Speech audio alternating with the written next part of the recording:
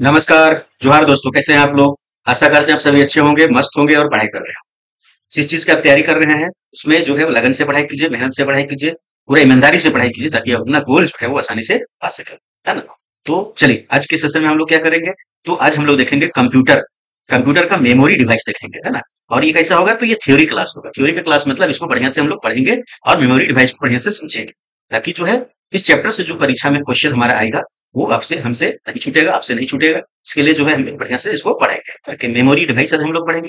अच्छा, ये जो है कंप्यूटर की क्लास कहाँ आपको काम आएगा ये आपको देखना है। तो झारखंड माध्यमिक आचार्य परीक्षा, है ना, अभी जो नोटिफिकेशन अभी आने वाला है ना, जून महीना में आ जाएगा। उसमें आपको पेपर वन के अंतर्गत काम आएगा आपको। और पेपर वन में कम से कम आपको 20 से 30 प्रश्न रहने का कंप्यूटर से जो है वो जुड़ जाए। ध्यान रखिएगा, ध्यान से आपको पढ़ना है ना। और झारखंड दरोगा की परीक्षा में काम आएगा। झारखंड के दरोगा की परीक्षा में आपका 20 प्रश्न जो है वो रहता है कंप्यूटर से, एकदम फिक्स है। और झारखंड एलडीसी के परीक्षा में जो है वो 50 क्वेश्चन है कंप्यूटर से, एकदम फिक्स है ना। तो 50 क्वेश्चन में जो है वो लगभग आपका 30-32 क्वेश्चन कंप्यूटर से रहता है, जो अभी हम पढ़ने जा रहे हैं। और 18 से 20 क्वेश्चन जो है वो कंप्यूटर टाइपिंग से रखता है, हिंदी टाइपिंग से रखता है। ठीक है, तो ध्यान रखिएगा। एलडीसी में जो है कितना 50 क्वेश्चन कंप्यूटर से है, दरोगा में 20 क्वेश्चन है, और झारखंड माध्यमिक आचार्य परीक्षा में आपको 20 से 30 प्रश्न रहने की गुंजाइश है। इसलिए कंप्यूटर का जो क्लास है बहुत महत्वपूर्ण हो जाता है आपके लिए, झारखंड की परीक्षा तैयारी करने, झारखंड माध्यमिक आचार्य परीक्षा तैयारी करने के लिए। फोकस करके आपको एकदम स्पष्ट लिखा हुआ है, नियमावली में भी लिख दिया गया है कि सामान्य अध्ययन के अंतर्गत आपको कंप्यूटर की जानकारी होनी चाहिए। ठीक है, तो ये बहुत ही इंपॉर्टेंट सेशन है, इसलिए जरूर से आप लोग देखिए। इसके अलावा आप सेंट्रल एसएससी का फॉर्म भरते हैं, उसमें आपका आपका 20 क्वेश्चन आपका कंप्यूटर रहता है, 25 क्वेश्चन कंप्यूटर रहता है। तो हर परीक्षा में भी कंप्यूटर का क्वेश्चन रहना अनिवार्य है, इसलिए यह बहुत महत्वपूर्ण सेशन है। ध्यान से देखिए, ध्यान से पढ़िए, है ना। इसका ये भी थ्योरी क्लास है कंप्यूटर मेमोरी डिवाइस का। इसका क्या आएगा, तो इसका एमसीक्यू प्रैक्टिस भी हम लोग कराएंगे। दूसरा वीडियो बनता है वो जानते हैं, एक दिन आपको थ्योरी क्लास मिलता है, एक दिन आपको जो है वो एमसीक्यू क्लास मिलता है ना। और ये क्लास क्या है, कंप्यूटर का 9 क्लास है। ध्यान रखिएगा, 8 क्लास हम लोग कर चुके हैं। जो नहीं देखे हैं वो मानक स्टडी यूट्यूब चैनल पर चले जाइए, वहां पे आपको जो है वो कंप्यूटर सेक्शन में चले जाइएगा, कंप्यूटर टेस्ट में आपको मिल जाएगा। या तो डायरेक्ट आप यूट्यूब पर सर्च करिए, है ना, मैं कंप्यूटर मेमोरी डिवाइस मानक स्टडी लिख दीजिएगा, वो सारा वीडियो आपको मिल जाएगा। ठीक है, चलिए आज हम लोग क्या करेंगे, तो मेमोरी डिवाइस को करेंगे। तो मानक स्टडी यूट्यूब चैनल पर आप सभी का हार्दिक स्वागत है, ढेरों स्वागत है। जो जो सब्सक्राइब नहीं किया मानक स्टडी यूट्यूब चैनल को सब्सक्राइब कर लीजिएगा, ठीक है, ताकि आपको तैयारी करने में आसानी। चलिए स्टार्ट करते हैं हम लोग। आज का जो सेक्शन क्या है, तो मेमोरी डिवाइस हम लोग देखेंगे, है ना। इसको थोड़ा सा चौड़ाई कम कर लेते हैं। चलो, मेमोरी डिवाइस। तो मेमोरी डिवाइस क्या है भाई, तो मेमोरी जो शब्द है वो भंडारण को संदर्भित करता है। मेमोरी का मतलब होता है कि जहां पर हमारा ज्ञान स्टोर रहता है, उसको मेमोरी कहते हैं, है ना। कैसे कहते हैं, अरे तो एकदम मेमोरी खत्म हो गई, मतलब ये थोड़ा याद रखे कि क्षमता हो, पूरा कोई भी चीज ज्ञान के आयत रखे जो क्षमता स्टोर करे को का खत्म हो, है ना। तो मेमोरी शब्द जो है भंडारण से संदर्भित करता है ना। इसे मुख्य भंडारण के रूप में भी जाना जाता है ना। तो इसको क्या कहते, मुख्य मेन मेमोरी, है ना। तो मेन मेमोरी के रूप में भी जाना जाता है। ठीक है, प्रोसेस किए जाने वाले डेटा मेमोरी यूनिट में स्टोर किए जाते हैं। हम लोग जो है वो थ्योरी क्लास में सब कुछ देखे थे, है ना, कि कंप्यूटर क्या करता है, इनपुट लेता है, उसको क्या करता है, प्रोसेस करता है और उसको आउटपुट देता है। लेकिन जब ये प्रोसेस करता है तो प्रोसेस करके रखता कहाँ है, ध्यान रखिएगा, प्रोसेस करके रखता होगा ना भाई, तभी आपको आउटपुट देता है। प्रोसेस करके जो कहाँ रखता है, तो मेमोरी यूनिट में रखता है, यही मेमोरी डिवाइस में रखता है। ठीक है, चलिए आगे मेमोरी के प्रकार हम लोग देख लेते हैं। तो मेमोरी कितना प्रकार है भाई, तो 2 प्रकार है। कौन कौन, एक प्राथमिक मेमोरी और एक सेकेंडरी मेमोरी, है ना। तो एक प्राथमिक मेमोरी और एक सेकेंडरी मेमोरी आपका हो जाएगा, है ना। पहला हम लोग देखते हैं प्राथमिक मेमोरी किसको कहते हैं।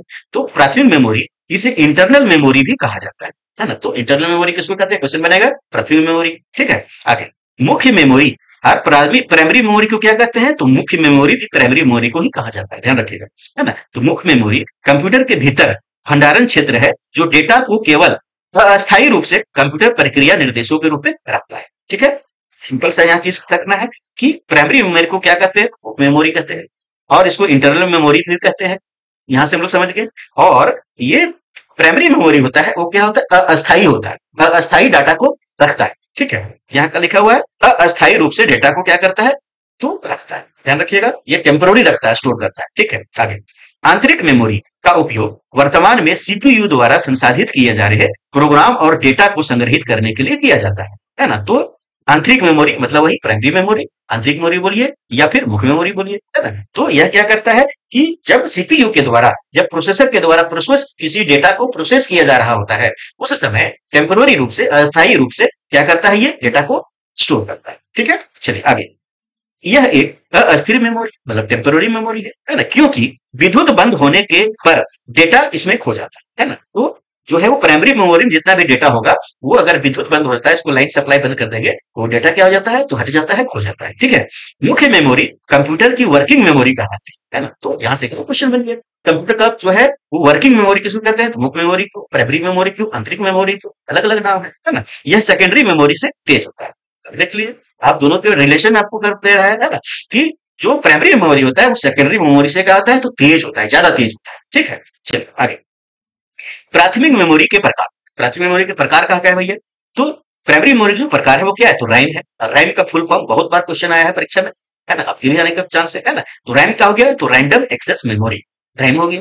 फिर दूसरा जो मेमोरी क्या है, तो रोम है, रीड ओनली मेमोरी, है ना। तो प्राथमिक मेमोरी के दो प्रकार है, पहला रैम, दूसरा, समझ गए बात को। चलिए पहले हम लोग रैम को देखते हैं, रैम क्या होता है। तो रैम का फुल फॉर्म होता है रैंडम एक्सेस मेमोरी, देख लिया वो संदर्भित करता है।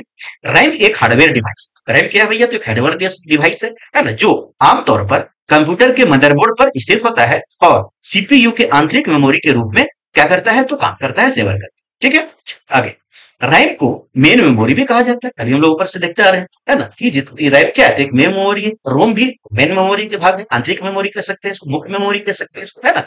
जब आप किसी पीसी पर किसी दस्तावेज पर काम करते हैं तो दस्तावेज अस्थायी रूप से, है ना, अभी हम लोग देखें कि मेन मेमोरी सब क्या है, तो अस्थायी टेम्पररी मेमोरी है, तो अस्थायी रूप से रैम में संग्रहित होता है ना। तो किसी भी आप कंप्यूटर पे कुछ काम कर रहे हैं तो तत्काल जो आप काम कर रहे हैं वो कहाँ स्टोर रहता है, रैम में स्टोर रहता है। ठीक है, रैम एक प्रकार का कंप्यूटर डेटा स्टोरेज है। तो रैम क्या भैया, एक प्रकार का कंप्यूटर डेटा स्टोरेज किसको कहते हैं, तो रैम को कहते हैं। यहां से आपका क्वेश्चन बनेगा। ठीक है, जो सिस्टम की सामान्य गति को बढ़ाने के लिए अक्सर उपयोग किए जाने वाले प्रोग्राम निर्देशों को संग्रहित करता है। समझिए बात को, सिस्टम को गति को स्पीड बढ़ाने के लिए क्या करता है, तो जो प्रोग्राम उपयोग करते हैं उसको संग्रहित कौन करता है, तो रैम करता है। ठीक है, जब कोई कंप्यूटर किसी प्रोग्राम को निष्पादित करता है तो प्रोग्राम रैम में संग्रहित होता है। लोग देख लिए इसको, है ना। चलिए अब हम लोग आगे देखते हैं, इसके आगे क्या है भाई, है ना। तो अब हम लोग देखेंगे, है ना, प्रोग्राम निष्पादित के दौरान डेटा एक्सेस के लिए एक सेंट्रल प्रोसेसिंग यूनिट सीधे रैम के साथ जुड़ा है ना। तो सेंट्रल प्रोसेसिंग मतलब यूनिट क्या है, तो सीपीयू, है ना। सीपीयू जो है वो डायरेक्ट कहां से डेटा लेती है, तो कहां से लेती है, तो रैम से लेती है। ठीक है, चलिए अब रैम अस्थिर है मतलब टेम्पोररी है, अर्थात इसे संग्रहित डेटा खो जाता है, इसमें संग्रहित जो डेटा है खो जाता है। अगर बिजली हम बंद कर देंगे, कंप्यूटर बंद कर देंगे, तो रैम में जो डेटा स्थिर है वो क्या होता है, खो जाता है। ठीक है, जब हम कंप्यूटर को बंद कर देते हैं या विद्युत की विफलता हो जाती है तो रैम यहाँ से जो डेटा है वो खो जाता है। देखिए इतना सारा जो है क्वेश्चन पूछा हुआ इस रैम से, ध्यान रखिएगा, बहुत इंपॉर्टेंट है। ये थोड़ा वीडियो लंबा होगा लेकिन बहुत महत्वपूर्ण है, क्योंकि मेमोरी से क्वेश्चन आने का चांस बहुत ज्यादा रहता है और गलती होने का भी चांस बहुत ज्यादा रहता है, ध्यान रखिएगा। इसलिए इस चैप्टर को बढ़िया से पढ़ना है। ठीक है, रैम दो प्रकार के होते हैं, है ना। अभी हम लोग देखें मुख्य मेमोरी के क्या प्रकार, तो दो प्रकार, एक रैम एक रोम। अब रैम का दो प्रकार है, कौन कौन रैम है, तो एस रैम है पहला, है ना। एस रैम क्या होता है, एस रैम का सबसे पहले हम फुल फॉर्म देखेंगे क्या होता है। एस रैम का मतलब होता है स्टैटिक रैम, है ना। तो रैम का मतलब क्या होगा, रैंडम एक्सेस मेमोरी, तो इसका पूरा नाम क्या होगा, स्टैटिक रैंडम एक्सेस मेमोरी, ये हो गया, है ना। आगे, एस रैम में संग्रहित डेटा संरक्षित करने के लिए समय समय पर रिफ्रेश करने की आवश्यकता होती है ना। तो एस रैम को क्या करने की जरूरत रहता है, तो रिफ्रेश करने की जरूरत रहता है। बस एक चीज पॉइंट याद रखिएगा, है ना। यहाँ से क्वेश्चन पूछेगा आपको किस रैम को रिफ्रेश करने की जरूरत है, एस रैम को डी रैम, है ना। तो कंफ्यूजन मत रहिएगा, एस रैम को रिफ्रेश करने की जरूरत रहता है। ठीक है, चलिए आगे। एस रैम ट्रांजिस्टर और लाइट्स का उपयोग करता है ना। तो एस रैम किससे बनाया जाता है, तो ट्रांजिस्टर से बनाया जाता है, ध्यान रखिएगा, और लाइट से बनाया। ठीक है, चलिए आगे। एस रैम में प्रत्येक सेल एक फ्लिप फ्लॉप से बना हो, है ना। तो एस रैम में जो प्रत्येक सेल है, सेल का मतलब खांचा ढांचा, वो क्या रहता है, तो फ्लिप फ्लॉप से बना रहता है, ध्यान रखिएगा, है ना। जो बीट पर स्टोर होता है, तो कैसे स्टोर होता है, तो बीट पर स्टोर होता है ना। इसमें डी रैम, है ना, की तुलना में पढ़ने लिखने चक्र कम होते हैं। एस रैम का उपयोग विशेष अनुप्रयोगों में किया जाता है ना। तो एस रैम का जो प्रयोग है विशेष अनुप्रयोगों में किया जाता है ना। एस रैम को लगातार काम करने के लिए बिजली की आपूर्ति आवश्यकता होती है। तो एस रैम को जो है काम करने के लगातार उसको बिजली की आवश्यकता होती है ना। लगातार बिजली आपूर्ति होने के कारण इसके अंदर संग्रहित डेटा को याद रखने के लिए इसे रिफ्रेश करना पड़ता है ना। तो अभी हम लोग कहते हैं रिफ्रेश करना इसको जरूरी है याद रखने, ठीक है, क्योंकि इसमें लगातार बिजली जो है वो क्या, तो चलते चालू रहता है ना। यह एक अस्थिर मेमोरी, क्या है, ये अस्थिर मेमोरी है, जिसका अर्थ है कि एक बार बिजली की आपूर्ति बाधित हो जाने से इसमें संग्रहित डेटा खो जाता है। ठीक है, इसमें डेटा क्या होता है, तो ये डिलीट हो जाता है, खो जाता है अगर इसमें बिजली आपूर्ति बंद हो जाए तो, है ना। चलिए आगे, दूसरा प्रकार क्या है रैम का, तो डी रैम, है ना। तो डी रैम हो गया, इसको क्या बोलते हैं, तो यह प्राथमिक मेमोरी का एक भाग है ना। और डी रैम का जो फुल फॉर्म होता है वो क्या होता है, तो डायनेमिक जो है, देख लेते हैं हम लोग, है ना। तो डी रैम का जो फुल फॉर्म होता है वो क्या होता है, डायनेमिक रैंडम एक्सेस मेमोरी, है ना। तो ये डायनेमिक हो गया डी से, और रैंडम एक्सेस मेमोरी आप लोग जान ही रहे हैं, ये संदर्भित करता है। डायनेमिक जो है वो रैम प्रति सेकंड कई बार रिफ्रेश होता है ना। इसमें क्या होता है, तो डायनेमिक में जो है कई बार रिफ्रेश इसमें होता है ना। ये हम लोग देख लिए, डायनेमिक रैम में संग्रहित डेटा जानकारी को नियमित रूप से ताजा करना आवश्यक होता है, इसलिए कई बार जो है एक प्रति सेकंड में रिफ्रेश ये लगातार होता है ना। आगे, डी रैम का प्रयोग जो है बायोस प्रोग्राम को स्टोर करने के लिए किया जाता है। तो डी रोम का जो है प्रयोग कहाँ करते हैं हम लोग, तो बायोस प्रोग्राम जो होता है हमारा, जो मदरबोर्ड में लगा होता है, उसको स्टोर करने के लिए किया जाता है। यह एस रैम की तुलना में सस्ती और धीमी होती है। डायनेमिक रैम जो होता है वो क्या होता है, तो यह सस्ता होता है एस रैम के मामले में, और धीमा होता है। सबसे पहले तो इसका स्पीड हो क्या होता है, तो गति कम होता है, और ये सस्ता भी है ना। चलिए आगे, फिर है एचडी रैम। अगला क्या है भैया, तो एचडी रैम, है ना। तो एचडी रैम जो है इसको क्या बोलते हैं, तो सिंक्रोनस, है ना, डायनेमिक रैंडम एक्सेस मेमोरी, इसको फॉर्म हो गया, है ना। एचडी रैम का क्या हो गया, एस से सिंक्रोनस हो गया, डी से डायनेमिक हो गया, आर से रैंडम एक्सेस मेमोरी, ठीक है। चलो, यह सामान्य एस रैम से तेज होता है क्योंकि इसे लगातार रिफ्रेश करने की आवश्यकता नहीं होती है। तो एचडी रैम को रिफ्रेश करने की आवश्यकता नहीं होती क्योंकि नया टेक्नोलॉजी, है ना। चलिए आगे, फिर है ईडीओ रैम। ईडीओ रैम क्या होता है, तो ई से क्या हो गया, ई से हो गया एक्सटेंडेबल, है ना, एक्सटेंड करना, एक्सटेंड कैसे हो गया, एक्सटेंडेबल, है ना। डी से डायनामिक हो गया, है ना। फिर आपका ओ से आपका हो गया डी से, अच्छा, ये भी extendable data output RAM, random access memory. तो ईडीओ से मतलब क्या हो गया, एक्सटेंडेबल, है ना, एक्सपेंडेबल, है ना। डी से आपका डेटा हो गया, और ओ से आपका हो गया आउटपुट हो गया, और फिर आपका रैम हो गया, रैंडम एक्सेस मेमोरी, है ना। ये आपका संदर्भ करता है। चलिए आगे, नोट में हम लोग देखते हैं। नोट में क्या है भैया, तो एस रैम और डी रैम को मुख्य मेमोरी के रूप में इस्तेमाल किया जा सकता है ना? तो एस रैम को और डी रैम को क्या करते हैं, यही मेन आपका पॉइंट है, यही तो आपका रैम का जो है वो दो भाग है, एस रैम और डी रैम, है ना। चलो आगे आगे जाइए, रोम। अभी हम लोग देखे थे मेमोरी का दो भाग है, एक पहला रैम, दूसरा रोम। तो रोम हम लोग देखते हैं भाई।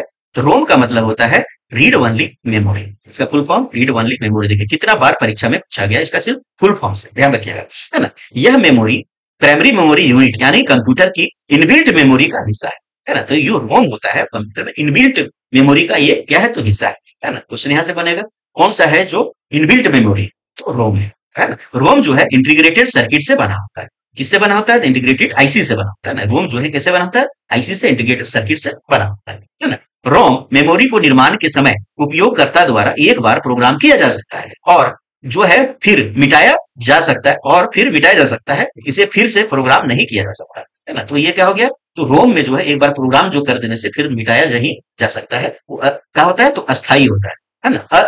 अस्थाई होता है, अस्थाई मतलब ये परमानेंट होता है। रोम क्या होता है, परमानेंट। रैम हम लोग कहते हैं टेम्पररी मेमोरी है, रोम क्या है, तो परमानेंट मेमोरी, ठीक है।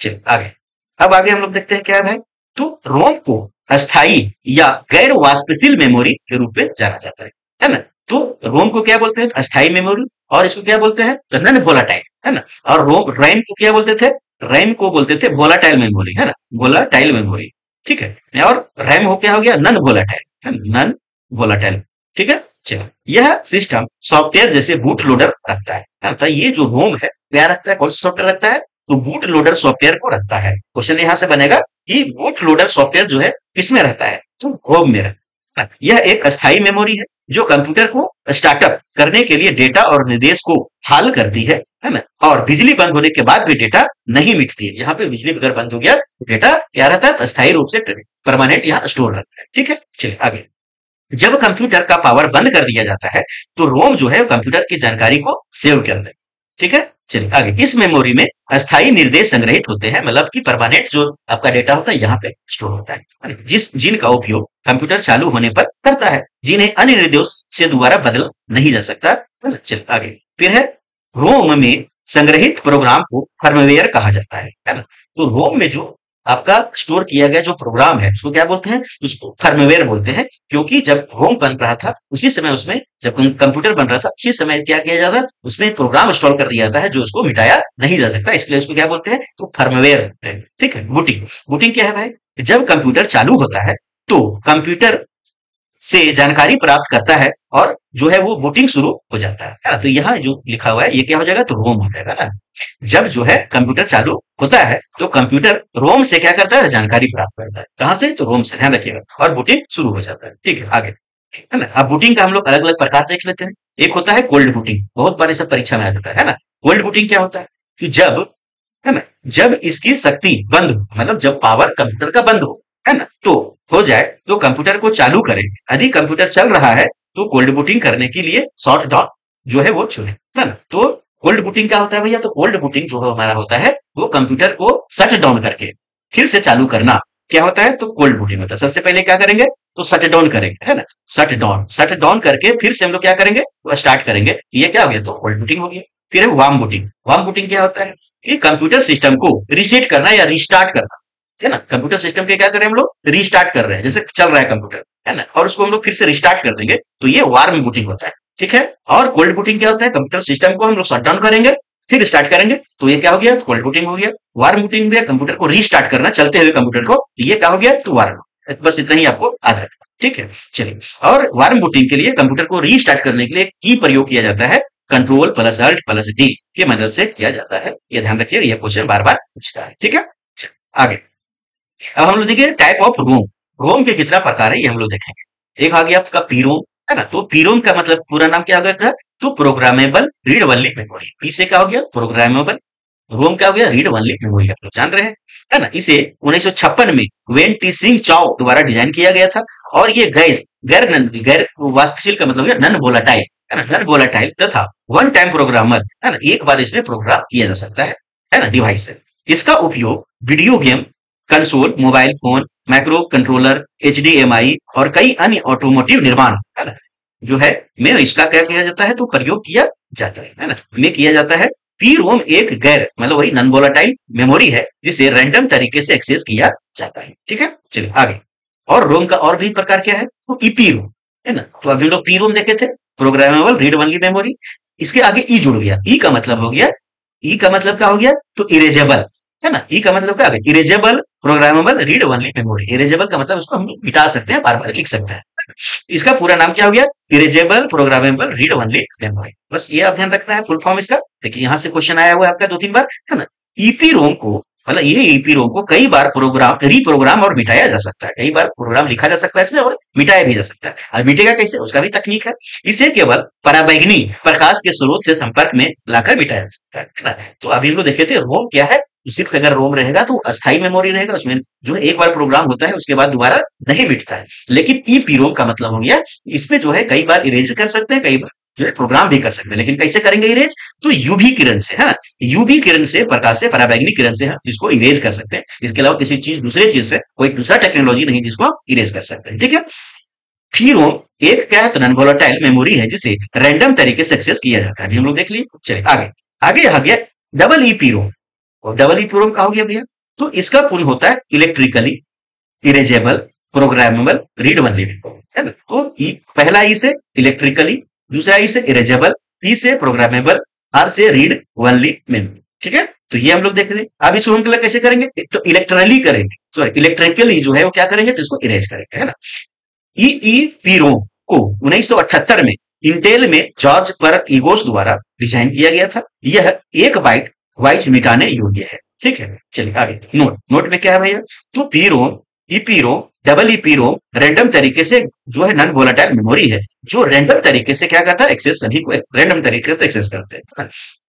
उसके बाद ट्रिपल पी रोम, ये ट्रिपल ईपी रोम का हो गया, एक प्रकार का रोम नहीं, यह एक प्रकार का है तो वो नहीं है। ठीक है, सेकेंडरी मेमोरी। अब हम लोग आ जाए, हम लोग अभी देख रहे थे प्राइमरी मेमोरी, प्राइमरी के मुख्य मेमोरी, आंतरिक मेमोरी सब कहते थे। अब आ जाइए सेकेंडरी मेमोरी, है ना। सेकेंडरी मेमोरी जो हमारा कंप्यूटर से बाहर लगा हुआ, जैसे हार्ड डिस्क हो गया, एचडीडी हो गया, फ्लॉपी डिस्क हो गया, सीडी हो गया, ये सब क्या हो गया, हमारा सेकेंडरी मेमोरी, है ना। जो क्या होता है, परमानेंट होता है ना। तो सेकेंडरी मेमोरी को सेकेंडरी स्टोरेज या यूएसबी टाइप स्टोरेज डिवाइस के रूप में भी जाना जाता है। ठीक है, आगे इसे सहायक मेमोरी भी कहते हैं, बैकअप मेमोरी भी कहते हैं, नॉन वोलाटाइल मेमोरी भी कहते हैं, अस्थाई मेमोरी भी कहते हैं, बाहरी मेमोरी भी कहते हैं, स्थिर मेमोरी कहते हैं, लगातार मेमोरी भी कहते हैं। इतना नामों से इसका जाना जाता है। किसको? सेकेंडरी मेमोरी, ध्यान रखिएगा, है ना। चलिए, माध्यमिक भंडारण इकाइयों की तुलना में, है ना, प्राथमिक भंडारण इकाइयों का एक्सेस टाइम ज्यादा तथा भंडारण क्षमता कम हो।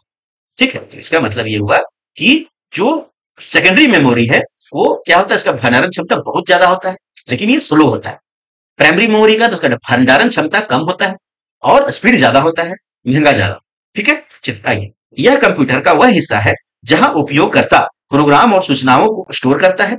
विद्युत बंद होने के बाद यह स्टोरेज डेटा को स्टोर या बरकरार रखता है। ये कभी अस्थायी मेमोरी है, नॉन वोलाटाइल मेमोरी है। ठीक है, इसे नॉन वोलाटाइल स्टोरेज भी कहा जाता है। एकदम सिंपल सी बात है ना। सेकेंडरी मेमोरी को सीधे सीपीयू द्वारा एक्सेस नहीं किया जाता।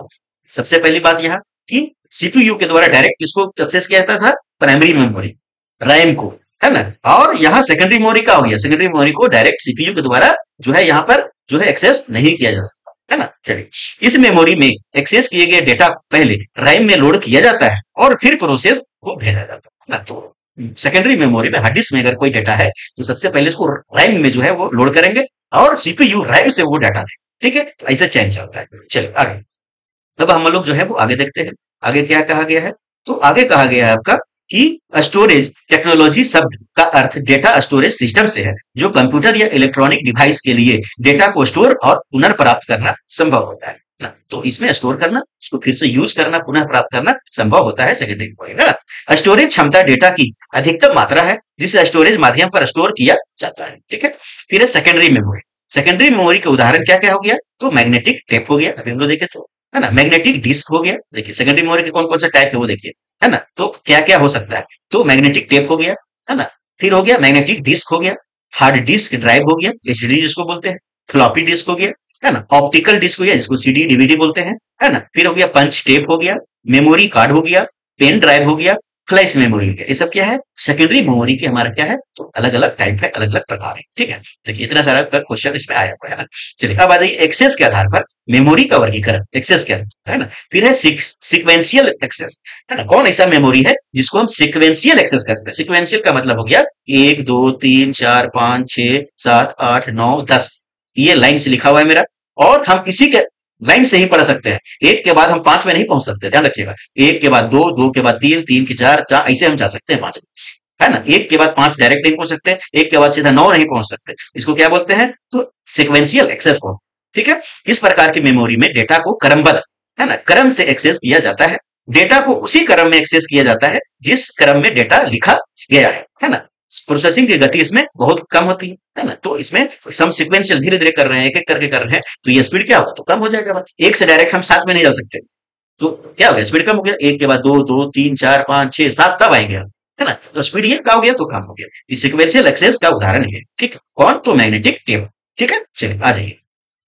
आप मैग्नेटिक टेप किसको बोलते हैं? आप समझ लीजिए ध्यान ध्यान से, है ना। तो हम लोग पहले कैमकोडर देखते थे गाना बजाने के लिए, और ऐसे जो है इसमें कैसेट बना हुआ था, ध्यान रहा, कैसेट ऐसे से बना हुआ रहता था, है ना। और इसमें बहुत सारा जो टेप हुआ था, पतली पतली पतली जो है वो जो पन्नी होती थी उसमें, और इसे लपेटा हुआ रहता था। यही आपका क्या था? तो यही आपका सीक्वेंशियल एक्सेस क्या था? मैग्नेटिक टेप था, है ना। इसी को मैग्नेटिक टेप बोलते थे। इसमें जो है वो भूरा भूरा रंग का जो है इसमें प्लेट होता था, वो पत्ती पन्नी होता था, यही पन्नी आगे पीछे चलता था, है ना। एक गाना को हमको सुन रहे हैं और इसके बाद जो है 4 गाना के बाद 5वां जो गाना है उसको हमको सुनना है, तो हम लोग क्या करते थे? इसको इस तरह से घुमाते थे, आगे बढ़ाते थे, आगे बढ़ाते थे। फिर हम लोग डाल के मशीन में देखते थे वो गाना आया कि नहीं आया, नहीं आया, चलो फिर थोड़ा और बढ़ाओ। तो यही हो गया सीक्वेंशियल एक्सेस होता था वो, कि हम एक गाना से डायरेक्ट 5 गाना में नहीं जा सकते। आजकल सीडी आ गया है ना। तो क्या करते हैं? एक गाना बज रहा है, हमको 5वां गाना बजाना है, डायरेक्ट 5 नंबर टैप करते हैं एकदम सीधा रिमोट में 5 नंबर में चले जाता है। तो क्या हो गया हमारा? वो डायरेक्ट एक्सेस हो गया है, सीक्वेंशियल नहीं हुआ। तो सीक्वेंशियल आपका हो गया मैग्नेटिक टेप। इसका उदाहरण नाम रखिएगा, मैग्नेटिक टेप। यही उदाहरण जो कैसेट हुआ करता है ना, वही गाना का कैसेट और डीवीडी का कैसेट, है ना, वही कैसेट है। ठीक है, चलिए दूसरा आगे हम लोग देखते हैं डायरेक्ट एक्सेस। डायरेक्ट एक्सेस क्या हो गया? तो डायरेक्ट एक्सेस स्टोरेज डिवाइस जो फिक्स्ड या रिमूवल स्टोरेज डिवाइस है। सीक्वेंशियल एक्सेस की तुलना में प्रोसेसिंग गति इसमें क्या होगा? तेज हो जाएगा। हम एक गाना से दूसरा 5वां नंबर गाना में डायरेक्ट चले गए, क्या होगा? हमारा स्पीड ज्यादा हो गया। इसमें डायरेक्ट एक्सेस के आधार पर कई प्रकार की मेमोरी होती है, जैसे magnetic disk, floppy disk, optical disc, अन्य स्टोरेज डिवाइस हमारा क्या हो गया? डायरेक्ट एक्सेस हो गया। ठीक है, चलिए आगे। फिर आगे अनुक्रमिक पहुंच, है ना। फिर है मैग्नेटिक टेप, हमारा अनुकरणिक का मतलब सिक्वेंशियल, है ना। चुंबकीय टेप एक स्टोरेज डिवाइस है जो मैग्नेटिक तकनीक डिवाइस पर आधारित है। इस प्रकार की मेमोरी में सिक्वेंशियल एक्सेस के आधार पर एक्सेस किया जाता है। ठीक है, हम समझ गए। फिर है डायरेक्ट एक्सेस, ये क्या हो गया भाई, तो मैग्नेटिक डिस्क, चुंबकीय डिस्क, है ना। ये एक चुंबकीय डिस्क के मुख्य रूप से घूमने वाली चुंबकीय सतह है, जैसे आपका हार्ड डिस्क हो गया, एच, है ना, HDD, हार्ड डिस्क ड्राइव, ये क्या चुंबकीय डिस्क होता है ना, इसमें चुंबक लगा हुआ। मैग्नेटिक डिस्क एक एक्सेस जो है वो टाइम मैग्नेटिक टेप की तुलना में बहुत कम होता है और यह मैग्नेटिक टेप से महंगा हो। हार्ड डिस्क क्या होता है, महंगा होता है टेप से, है ना। चल आगे, आगे हम लोग देखते हैं, है ना। तो टाइप ऑफ मैग्नेटिक डिस्क, है ना। तो मैग्नेटिक डिस्क का जो है वो अलग अलग जो है टाइप किया है, तो चुंबकीय डिस्क के प्रकार, है ना। तो सबसे पहले हार्ड डिस्क, है ना। हार्ड डिस्क एक इंटरनल स्टोरेज डिवाइस है जिसे हार्ड डिस्क ड्राइव या हार्ड ड्राइव के भी नाम से जाना जाता है ना। यह हार्ड डिस्क का उपयोग बड़ी मात्रा में डेटा को स्टोर करने के लिए किया जाता है। हार्ड डिस्क एक सेकेंडरी स्टोरेज डिवाइस है ना। ये क्या होगा, तो इंटरनल नहीं हो जाएगा, ये हो गया सेकेंडरी, है ना, सेकेंडरी डिवाइस, है ना। और जो डेटा, सूचना और स्टोर करने के लिए कठोर अस्थायी रूप से स्थायी चुंबकीय डिस्क का उपयोग इसमें किया जाता है, जिसमें प्लेट लगा होता है जो चुंबक का होता है। आगे फिर है आपका हार्ड डिस्क जो है एल्यूमिनियम का खांच से बने सपाट गोलाकार प्लेट होता है जो एक चुंबकीय सामग्री के साथ लेपित होता है। ठीक है, 1956 में IBM द्वारा हार्ड डिस्क का आविष्कार किया गया था। चलिए यहां से क्वेश्चन बनता है ना, कि हार्ड डिस्क का आविष्कार जो है 1956 में किया, कौन सा कंपनी ने किया, तो IBM के द्वारा किया गया, है ना। तो एक कंप्यूटर हार्ड डिस्क ड्राइव एक क्या होता है, तो गैर वाष्पशील का मतलब नॉन वोलेटाइल हो गया, है ना, डेटा स्टोरेज डिवाइस है, मतलब ये जो है अस्थायी data store. Hard disk drive घटकों में स्पिंडल, है ना, डिस्क प्लेटर, एक्चुएटर आर्म और रीड राइट हेड शामिल होता है। इसमें इतना चीज आपको शामिल है ना। प्लेटर एक दूसरे को जोड़ने के लिए स्पिंडल का उपयोग किया जाता है। प्रत्येक प्लेटर में डेटा पढ़ने या लिखने के लिए रीड और राइट हेड इसमें लगा हुआ है। चलिए आर्म हेड, अब आर्म हेड है क्या है भैया, तो आर्म हैंड का उपयोग डेटा को पढ़ने के लिए किया जाता है। एक हार्ड डिस्क को ट्रैक और सेक्टर में विभाजित किया जाता है ना। तो हार्ड डिस्क को किसमें विभाजित करते हैं, तो ट्रैक में और सेक्टर में, ध्यान रखिएगा। ठीक है, हार्ड डिस्क बर्नौली, है ना, विंचेस्टर और डिस्क पैक के विभिन्न प्रकार है। हार्ड डिस्क के जो प्रकार का है बर्नौली, विंचेस्टर, डिस्क पैक, ये क्या है, तो हार्ड डिस्क का प्रकार। ठीक है, फिर है डिस्केट डिस्क, ये हार्ड डिस्क से डिस्केट डिस्क से हार्ड डिस्क क्या होता है, महंगी होता है। डिस्केट डिस्क क्या है, डिस्केट डिस्क को फ्लॉपी ड्राइव को हम लोग फ्लॉपी डिस्क को डिस्केट डिस्क कहते हैं, है ना। और फ्लॉपी से महंगा कौन होता है, तो हार्ड डिस्क होता है ना। फिर है सेक्टर्स, हार्ड डिस्क की रिकॉर्डिंग सतहों को सेकेंडरी वृत्तों में विभाजित किया जाता है जिन्हें सेक्टर कहा जाता है ना। तो हार्ड डिस्क को जो है इसे से जो है ऐसे बांटा जाता है ना, और ये वृत्त को क्या कहते हैं, तो सेक्टर्स कहते हैं। ठीक है, फिर है आंतरिक ट्रैक का घनत्व जो है अधिकांश बाहरी ट्रैक का घनत्व हार्ड डिस्क से कम होता है। चल आगे, फिर सिलेंडर एक प्रकार का ट्रैक को गठन के सिलेंडर के रूप में जाता है। प्लेटर्स, चलिए छोड़िए सब, आप लोग जाने की जरूरत नहीं है। फिर है इंस्टॉलेशन, सेकेंडरी स्टोरेज मीडिया में से हार्ड डिस्क में सॉफ्टवेयर प्रोग्राम को कॉपी करने की प्रक्रिया। तो इंस्टॉलेशन क्या होता है भैया, इंस्टॉलेशन होता है कि सेकेंडरी स्टोरेज मीडिया के मतलब आपका हार्ड डिस्क जो है कहां पर सॉफ्टवेयर प्रोग्राम को कॉपी करने की प्रक्रिया क्या कहता है, इंस्टॉलेशन कहा जाता है। ठीक है, चलिए आगे हम लोग का है कि फ्लॉपी डिस्क। ये फ्लॉपी डिस्क क्या होता है, तो फ्लॉपी डिस्क द्वितीयक मेमोरी का प्रकार है, मतलब सेकेंडरी मेमोरी का एक प्रकार है। सभी हार्ड डिस्क में देखो सेकेंडरी मेमोरी का प्रकार है, वैसे ही आपका फ्लॉपी डिस्क जो है वो द्वितीयक मेमोरी का सेकेंडरी मेमोरी का क्या है, तो प्रकार है ना। यह एक गोलाकार डिस्क है ना, जिस पर आयरन ऑक्साइड की परत चढ़ी रहती है। किसका परत, तो आयरन ऑक्साइड। ठीक है, फ्लॉपी डिस्क पर डेटा सर्कुलर रिंग के रिकॉर्ड में रिकॉर्ड होता है। ठीक है, फिर है एक्सेस विंडो, फॉर्मेटिंग, है ना। फॉर्मेटिंग क्या होता है, तो ट्रैक और सेक्टर एक फ्लॉपी डिस्क में बने होते हैं। डिस्क को ट्रैक और सेक्टर में विभाजित करने की प्रक्रिया को फॉर्मेटिंग के नाम से जाना जाता है। क्वेश्चन बार बार आता है, ध्यान रखिएगा। फॉर्मेटिंग कैसे कहते हैं, तो ट्रैक और सेक्टर की में बांटने के लिए क्या कहते हैं, फॉर्मेटिंग करते हैं। ठीक है, चलो आगे क्लस्टर नोड। ठीक है, उसके बाद हो गया एसडीडी। एसडीडी का हो गया सॉलिड स्टेट ड्राइव। तो एक सॉलिड स्टेट ड्राइव इसका फुल फॉर्म हो गया, एक क्या है, तो इलेक्ट्रॉनिक डिस्क है जिसका उपयोग कंप्यूटर सिस्टमों में स्टोरेज डिवाइस के रूप में किया जाता है। हार्ड डिस्क की जगह एसएसडी का प्रयोग जो है वो किया जा रहा है। एक solid state drive non volatile, मतलब हाँ नॉन वोलेटाइल हो गया, सेमीकंडक्टर है जो क्या होता है, अस्थायी होता है, स्टोरेज डिवाइस पर आधारित होता है, जो लगातार डेटा को बचाने में एनाइड फ्लैश मेमोरी का उपयोग किया जाता है। किसका, तो एनाइड। ठीक है, फिर आ गया नोट, है ना, एसएसएचडी। एसएसडी अभी हम लोग देखे थे, एसएसडी स्टेट सॉलिड ड्राइव। अब क्या हो गया, तो स्टेट सॉलिड हाइब्रिड ड्राइव आ गया, है ना। स्टेट जो है सॉलिड स्टेट हाइब्रिड ड्राइव आ गया। ठीक है, नया चीज, नया टेक्नोलॉजी आ गया, है ना। चलिए फ्लॉपी डिस्क का प्रकार का हो गया, तो माइक्रो फ्लॉपी, मिनी फ्लॉपी, है ना। तो माइक्रो फ्लॉपी क्या होता है, 3.5 इंच का होता है, ध्यान रखिएगा, है ना। और इसमें जो है डाटा कितना रहता है, तो 1.44 डेटा इसमें स्टोर किया जाता है। मिनी फ्लॉपी क्या हो गया? मिनी फ्लॉपी जो है वो 5.25 इंच का होता है, 5.25 इंच का, और इसमें कैपेसिटी कितना होता है? तो 1.20 MB होता है। ठीक है। फिर है लार्ज फ्लॉपी। लार्ज फ्लॉपी क्या होता है? इसका जो डायमीटर होता है वो 8 इंच का होता है, और इसमें जो कैपेसिटी होता है 1.20 MB का होता है। ठीक है। चलो आगे, ये हो गया हम लोग का। आगे देख लेते हैं हम लोग। फिर हो गया ऑप्टिकल डिस्क। ऑप्टिकल डिस्क हो गया जिसको सीडी डीवीडी हम लोग बोलते हैं। एक ऑप्टिकल डिस्क एक इलेक्ट्रॉनिक डेटा स्टोरेज माध्यम है ना। एक ऑप्टिकल डिस्क को पहली बार 1960 के दशक में के अंत में जो है जेम्स टी रसेल के द्वारा विकसित किया गया था। ऑप्टिकल डिस्क की सतह जो है फेरोमैग्नेटिक सतह के रूप में जाना जाता है ना। तो ऑप्टिकल डिस्क जो हम लोग देखते हैं, सीडी देखते हैं, इसको इसका जो सतह है वो क्या होता है? फेरोमैग्नेटिक सतह के रूप में जाना जाता है। डेटा को पढ़ने और रिकॉर्ड करने के लिए optical storage system laser light का उपयोग इसमें किया जाता है। लेजर लाइट का ध्यान रखिएगा कि ऑप्टिकल डिस्क को पढ़ने में किसका उपयोग किया जाता है? तो लेजर लाइट का उपयोग किया जाता है। ठीक है। एक ऑप्टिकल डिस्क में ट्रैक और सेक्टर होते हैं, और ट्रैक को जो है कंस्ट्रक्टिव रिंग के रूप में भी जाना जाता है ना। CD, DVD, BRD optical disc के उदाहरण। ठीक है। तो ऑप्टिकल डिस्क के कौन कौन उदाहरण है? CD, DVD, BRD. ठीक है। चलिए आगे। सीडी। सीडी क्या हो गया भैया? तो कॉम्पैक्ट डिस्क हो गया, है ना। तो कॉम्पैक्ट डिस्क को स्टोर करने के लिए फिलिप्स और सोनी द्वारा सतह विकसित किया गया था। अगस्त 1982 में पहली कॉम्पैक्ट डिस्क का निर्माण किया गया था। इसके बाद इसे अक्टूबर 1982 में जो है वो जापान में रिलीज किया गया। इसकी स्टोरेज क्षमता 650 MB से 700 MB है ना। तो आप सीडी देखे होंगे, उसमें लिखा हुआ रहता है कि 700 MB उसमें जो है वो स्टोरेज डिवाइस करता है, मतलब कर सकते हैं। यह जो है वो पॉलीकार्बोनेट से बना होता है ना। यह जो सीडी होता है जो क्या होता है? वो पॉलीकार्बोनेट प्लास्टिक होता है, उससे बना होता है ना। यह स्टोरेज मीडिया जैसे सीडी रेड लाइट के लेजर बीम का उपयोग जो है वो करते हैं, इसमें जानकारी पढ़ना और लिखता है। किसके द्वारा? तो light CD red light laser beam के द्वारा इसमें जो है वो डाटा को पढ़ा और लिखा जाता है। ठीक है। चलिए सीडी का वर्गीकरण। सीडी का वर्गीकरण कैसे होगा? तो सीडी रोम है ना। तो सीडी रोम हो गया। सीडी का मतलब हो गया compact disc read only memory, है ना। ये इसका मतलब क्या हो गया? Compact disc read only memory हो गया। इसमें क्या काम होता है भैया?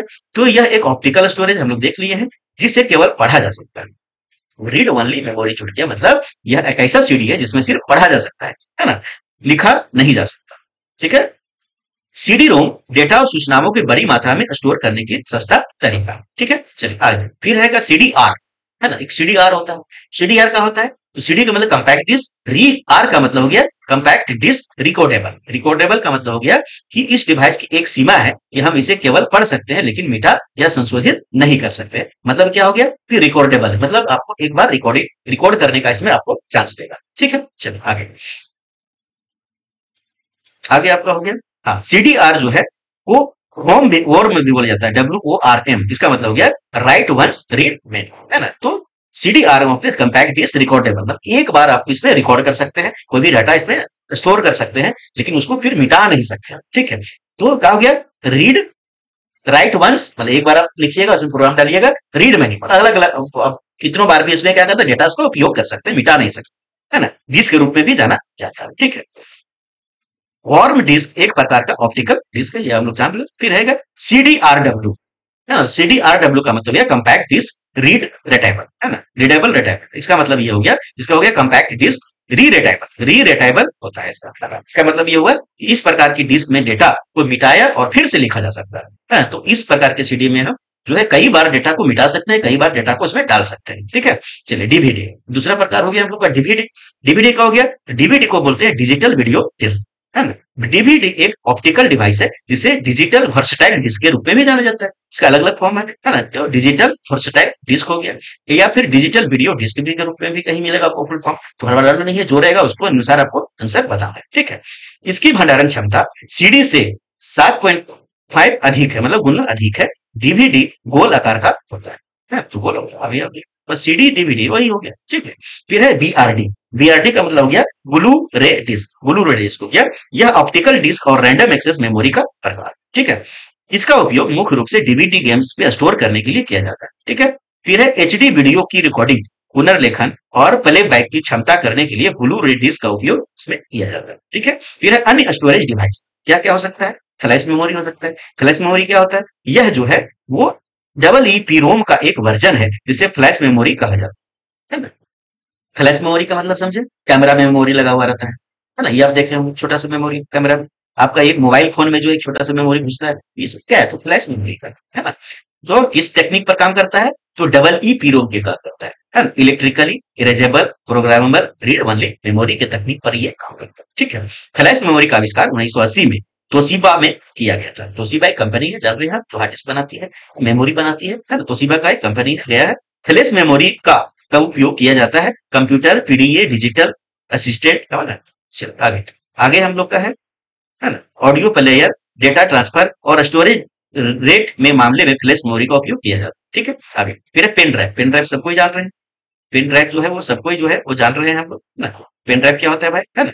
तो एक यूएसबी फ्लैश ड्राइव, जिसे यूएसबी स्टिक के रूप में भी जाना सकता है, यूएसबी थंब के रूप में भी जान सकते हैं, ड्राइव या पेन ड्राइव के रूप में भी इसको जाना जाता है ना। पेन ड्राइव एक रिमूवेबल और पोर्टेबल स्टोरेज डिवाइस, इसको कहीं पैकेट में डाल के अपना ले जा सकते हैं, है ना।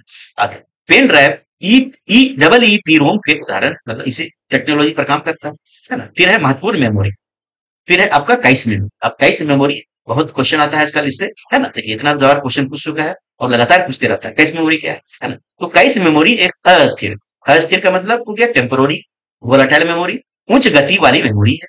उच्च गति का मेमोरी है, स्पीड बहुत ज्यादा है, जो आकारों में छोटी और महंगी होती है, लेकिन मुख्य मेमोरी रैम से तेज होती है, मुख्य मेमोरी से भी तेज होती है, मतलब रैम से भी तेज होती है, ठीक है।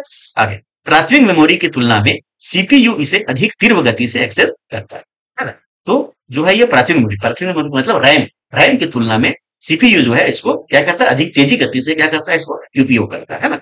फिर है सीपीयू की प्रोसेसिंग पावर तेज करने के लिए सीपीयू और रैम के बीच कैसे मेमोरी का उपयोग किया जाता है। ये कहाँ लगता है, ध्यान रखिएगा, सीपीयू और रैम के बीच में क्या लगता है, तो आपका कैसे मेमोरी लगता है, यहाँ पर ध्यान रखिएगा। सीपीयू, उसके बाद कैसे मेमोरी, उसके बाद रैम, है ना। सीपीयू रैम बीच में क्या, बीच में कैसे मेमोरी यहाँ लगता है। सीपीयू डायरेक्ट से कैसे मेमोरी से लेता है, फिर रैम से लेता है, ठीक है। चलो आगे प्रोसेसर मेमोरी की गति असंतुलन को कम करने के लिए कैश मेमोरी का उपयोग करते हैं, ठीक है। चलो आगे कैश मेमोरी का प्रदर्शन अक्सर हीट अनुपात में मापा जाता है ना। कैश मेमोरी एक प्रकार का क्या है, तो रैम ही है ना। और बिजली बंद होने पर मुख्य मेमोरी अपना डाटा खो देता है, क्योंकि मुख्य मेमोरी कब आएगी। Cache memory locality of reference पर काम करता है। ये क्वेश्चन बार बार आता है कि कैश मेमोरी जो होता है किस रेफरेंस पर काम करता है, तो लोकेलिटी ऑफ रेफरेंस की जो टेक्नोलॉजी है सिद्धांत पर काम करता है। बहुत बार क्वेश्चन आया, ध्यान रखिएगा, है ना। फिर है आईटी में किसी शब्द को कैश से हटाते ही मुख्य मेमोरी को अपडेट करने की विधि राइट बैक कहा जाता है, ठीक है। फिर है रजिस्टर। रजिस्टर क्या होता है भैया, तो रजिस्टर एक प्रकार का कंप्यूटर मेमोरी है जिसका उपयोग सीपीयू द्वारा अस्थायी रूप से उपयोग किया जा रहा है, डेटा और निर्देश को जल्दी से स्वीकार करने, स्टोर करने, है ना, और है ना, स्वीकार करने, स्टोर करने और स्थानांतरित करने के लिए जो है इसका उपयोग किया जाता है, किसका, तो रजिस्टर का। रजिस्टर एक्सेस टाइम के आधार पर सबसे तेज मेमोरी है ना। तो एक्सेस टाइम के आधार पर सबसे तेज मेमोरी कौन है, तो रजिस्टर है ना। तो कैसे हम लोग मापेंगे, तो सबसे तेज कौन, तो रजिस्टर, उसके बाद कौन, तो कैसे, है ना, उसके बाद कौन, तो रैम रोम, ये हो गया। ऐसे आपको बढ़ेंगे, उसके बाद कौन, तो एचडीडी हार्ड डिस्क ड्राइव या एसएसडी लिखेंगे, एसएसडी ड्राइव एचडीडी, है ना। तो ऐसे हो गया, ये स्पीड के मामले में, ठीक है। चलिए रजिस्टर डेटा को बिट्स के रूप में स्टोर करता है। रजिस्टर मेमोरी कंप्यूटर के मुख्य मेमोरी का हिस्सा नहीं है। तो रजिस्टर मेमोरी जो है वो कंप्यूटर के मुख्य मेमोरी का हिस्सा नहीं है। कहाँ रहता है, ये सीपीयू के अंतर्गत रहता है ना, सीपीयू के अंदर ये रजिस्टर है, रजिस्टर, ठीक है। आगे रजिस्टर का अलग अलग नाम है और रजिस्टर का अलग अलग काम भी है, ध्यान से देखिए, है ना। फिर है मेमोरी एड्रेस रजिस्टर। तो मेमोरी एड्रेस रजिस्टर का जो है वो क्या काम है, तो मेमोरी एड्रेस रजिस्टर में सक्रिय मेमोरी लोकेशन का पता करता है। तो जो सक्रिय अभी मेमोरी लोकेशन उसका पता रहता है। फिर है इंस्ट्रक्शन रजिस्टर। इसमें क्या होता है, तो निर्देश चक्र में निर्देश रजिस्टर अंतिम निर्देश प्राप्त करता है। फिर है आगे प्रोग्राम काउंटर। प्रोग्राम काउंटर में क्या होता है, वर्तमान में निष्पादित किए जा रहे निर्देश का पता शामिल रहता है ना। तो प्रोग्राम काउंटर में क्या होता है, वर्तमान में जो आपका कार्य हो रहा है, निष्पादित हो रहा है, जो काम हो रहा है, उसका पता कहाँ रहता है, तो प्रोग्राम काउंटर, ठीक है। फिर मेमोरी बफर रजिस्टर, इसमें क्या काम है, तो यह किसी एप्लीकेशन या कंप्यूटर सिस्टम के बीच स्थानांतरित होने वाला डेटा को संग्रहित करता है, मेमोरी बफर रजिस्टर। फिर है एक्यूमुलेटर रजिस्टर। एक्यूमुलेटर रजिस्टर ये क्या काम करता है, इसका उपयोग मेमोरी से ली गई जानकारी को स्टोर करने के लिए किया जाता है ना। फिर है स्टैक पॉइंटर। ये क्या होता है, तो अंतिम प्रोग्राम अनुरोध पता का संग्रहित करता है, स्टैक पॉइंटर, है ना। फिर है वर्चुअल मेमोरी। ये वर्चुअल मेमोरी क्या हुई है भाई, जब प्रोग्राम का आकार प्राथमिक मेमोरी स्पेस से बड़ा तो प्रोग्राम को पेज और सेगमेंट में विभाजित किया जाता है और प्रत्येक पेज और सेगमेंट को एक एक करके निष्पादित किया जाता है। इस स्थिति में सेकेंडरी मेमोरी का हिस्सा प्राइमरी मेमोरी हिस्सा बन जाता है ना। जब एकदम आम भाषा में, सिंपल भाषा में समझिए, जब रैम जब कंप्यूटर में लगा कि कम पढ़ने लगे, है ना, जब सीपीयू का सारे काम रैम नहीं कर पा रहा है, जब लगे कि रैम जो है वो कम पढ़ने लगा है, उसका जगह कम हो, थोड़ी मेमोरी कम होने लगा है, तो रैम जो है वो क्या करता है, तो हार्ड डिस्क से, एसएसडी से क्या करता है, उधार लेता है मेमोरी, है ना, जिसको वर्चुअल मेमोरी के नाम से जाना जाता है। ठीक है, इसलिए इसे एक्सटेंडेबल, है ना, रैम के नाम से भी जाना जाता है। लॉजिकल मेमोरी का सामना आकार के ब्लॉक में थोड़ा यह पेज कहा जाता है। ठीक है, चलिए, यूनिट्स ऑफ मेमोरी। मेमोरी में सूचनाओं को बीट्स के रूप में संग्रहित किया जाता है। मेमोरी में जो है वो सूचना को, डेटा को कैसे संग्रहित करते हैं, तो बीट्स के माध्यम से। ठीक है, मेमोरी की भंडारण क्षमता मेमोरी की विभिन्न इकाइयों में व्यक्त की जाती है। ठीक है, चलिए आगे जाइए हम लोग। बीट्स, बीट्स क्या है भैया, है ना, तो बीट्स जो है वो क्या है, तो बीट बाइनरी डिजिट को संदर्भित करता है। बीट का मतलब होता है बाइनरी डिजिट, है ना, बाइनरी डिजिट, ये हो गया आपका बीट का फुल फॉर्म। ठीक है, बीट बाइनरी भाषा में प्रतिनिधित्व की सबसे छोटी इकाई है ना। तो बीट क्या है, तो मेमोरी का सबसे छोटी इकाई क्या कहलाता है, बीट कहलाता है। और बीट किससे बना होता है, तो 0 और 1 से बना। ठीक है, चलिए आगे, चलिए अब आ जाइए दूसरा, निबल। निबल में क्या होता है, तो 4 बीट बराबर 1 निबल, है ना, 1 निबल होता है। 4 बीट बराबर 1 निबल, ध्यान रखिएगा, है ना। तो 4 बीट के संग्रह को जो है वो निबल कहते हैं। कंप्यूटर की शब्दावली में निबल को हाफ बाइट भी कहा जाता है। तो 1 बाइट क्या होता है, 1 बाइट, 1 बाइट हो गया। 1 बाइट बराबर कितना होता है, 8 बीट होता है ना। और 4 बीट बराबर क्या होता है, तो 1 निबल होता है, 1 निबल। इसीलिए इसको क्या बोला जाता है, तो हाफ बाइट भी बोला जाता है, ध्यान रखिएगा। 1 निबल बराबर 4 बीट, 1 निबल बराबर 4 बीट। ठीक है, आगे फिर है बाइट। ये कितना होता है, तो 8 बीट का होता है, ये 8 बीट का होता है। ठीक है, 1 बाइट बराबर 8 बीट, है ना। कम बाइट एक क्या है, इकाई है जो कंप्यूटर भाषा में किसी भी शब्द, प्रतीक या वर्ण का अभिव्यक्त किया जाता है ना। 1 बाइट बराबर 8 बीट होता है। ठीक है, कई बार परीक्षा में आ गया। चलिए आगे, उसके बाद होता है किलो बाइट, है ना। बाइट के बाद किलो बाइट आएगा, है ना। 1 किलो बाइट बराबर 1024 बाइट्स होता है ना। तो 1 किलो बाइट मतलब केबी बराबर कितना हो गया, तो 1024 बाइट हो गया, इससे बाइट। ठीक है, समझ गए बात को। या 2048 निबल या इतना बिट्स कह सकते हैं इसको।